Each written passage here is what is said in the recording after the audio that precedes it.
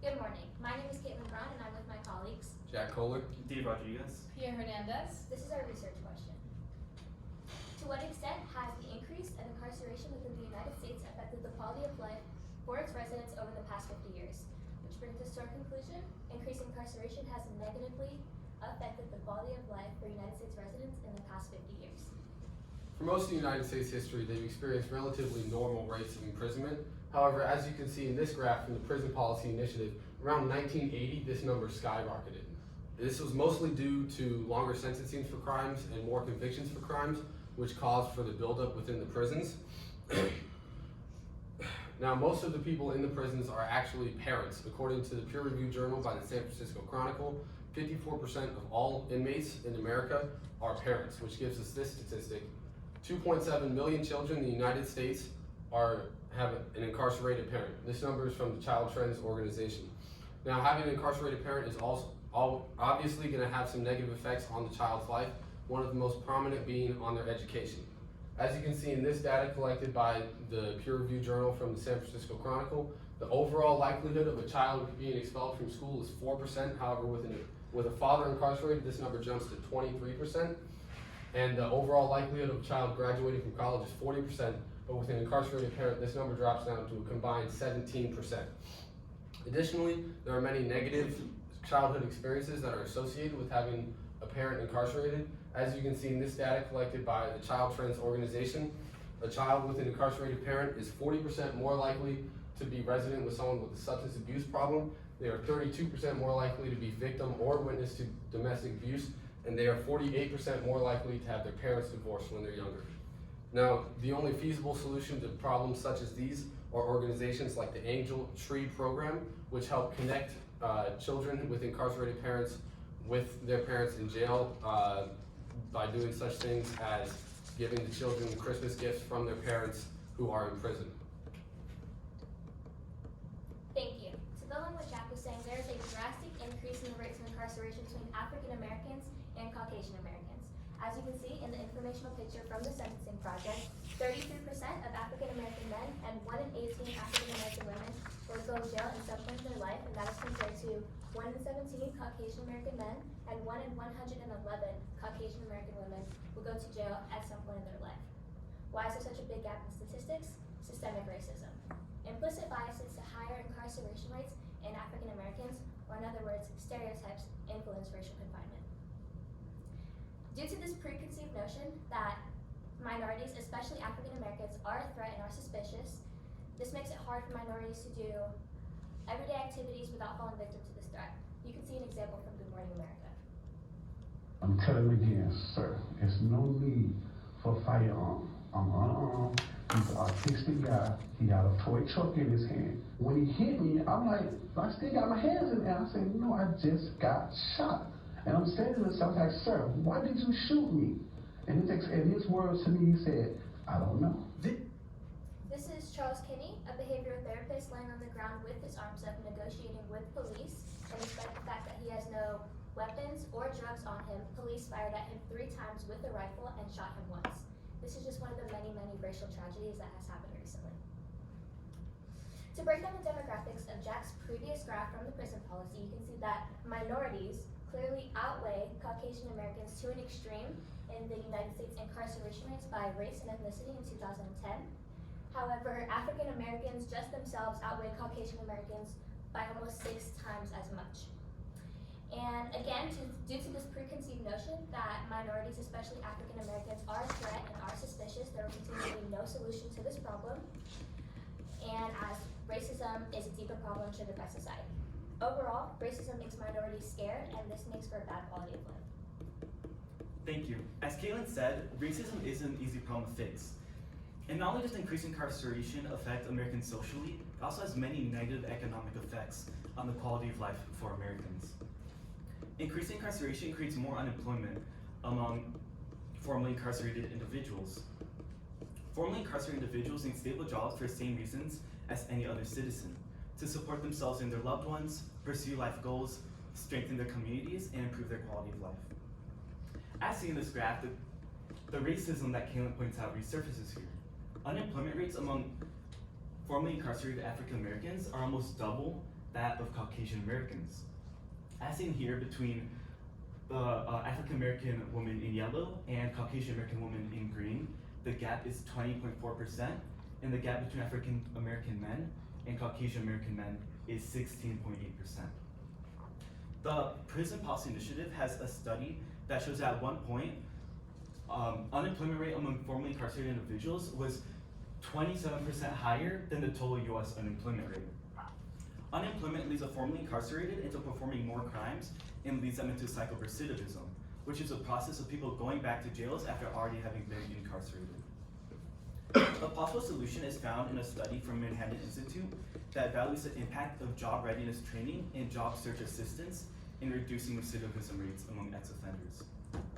This paper's key finding is that training designed to quickly place former inmates into jobs significantly decreases the likelihood of ex-offenders with non-violent histories of being rearrested. Former inmates with histories of violence were rearrested at virtually the same pace, whether or not they received enhanced training or not.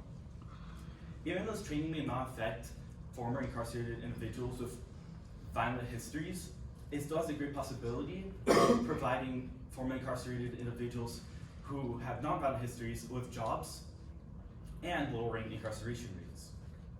Putting people into prisons costs huge amounts of money. About $182 billion are spent every year on prisons. And with increasing incarceration, that number only goes up.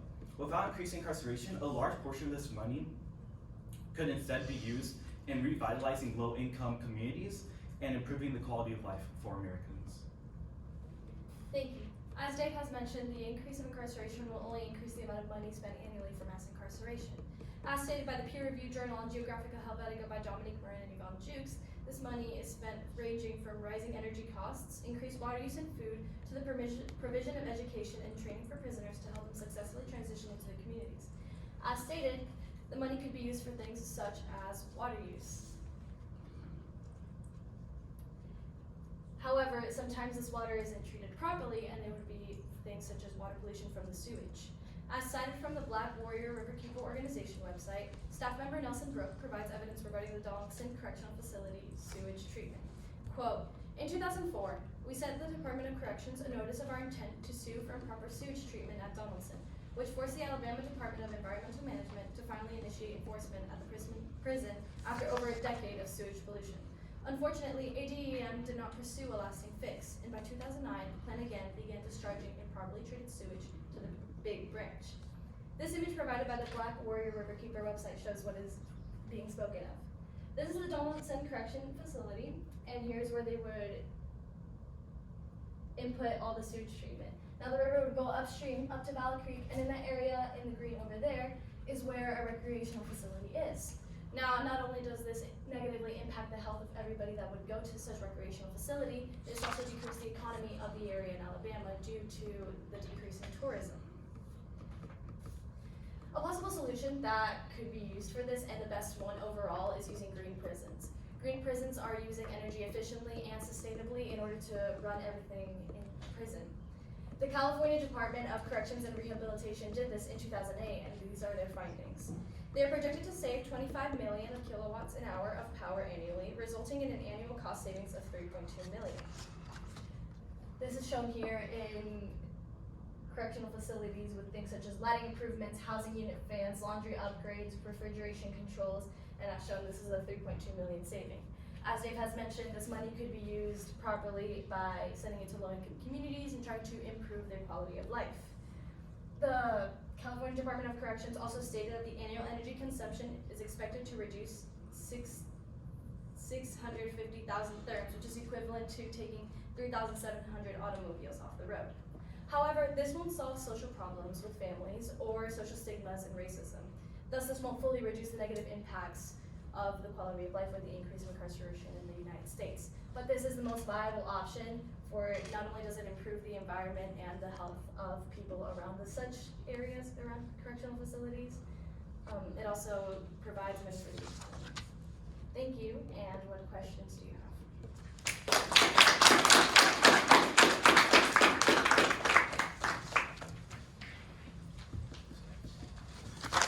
right, thanks. Sorry, I'm scribbling notes. Okay, I do have a question for each of you. We'll start with you, Galen. In the future, what change would you make to your group norms, and how would you expect that to improve your team's overall presentation? In the future, I would probably meet more with my group so that we can collaborate more together instead of separately, and I would focus more on the questions. All right, thank you. Pia, reflecting on your colleagues' work, which one had the greatest impact on your overall understanding of the problem your group identified? The biggest one that helped me identify the problem and helped a big impact was Jack's, because I didn't realize how much children were affected by the increase of incarceration in the United States and the way that the families couldn't be able to visit each other, and the overall future of the children from the graphs shown that they couldn't, that a lot of them decreased in the graduation rates, etc. All right, thank you. Dave. What way did you improve your ability to work with a group as a result of this project? I definitely improved in my communication. Before I was in this group, I had very bad communication skills. In group projects, I would usually wait till last minute. But with these people, with my group here, they helped me stay accountable, and we kept each other in check. And yeah. All right, thanks. Jack, what is an example of a compelling argument from one of your peers' individual reports that you decided to not use in your presentation, and why? A compelling argument is from Caitlin's argument. She had another example of an event that happened that showed the racism in the criminal justice program. It was an example of a man named Trayvon Martin, who was wrongfully arrested when he was shot when he was walking home from school.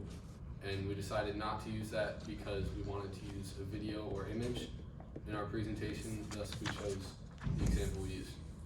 You're done, you can breathe.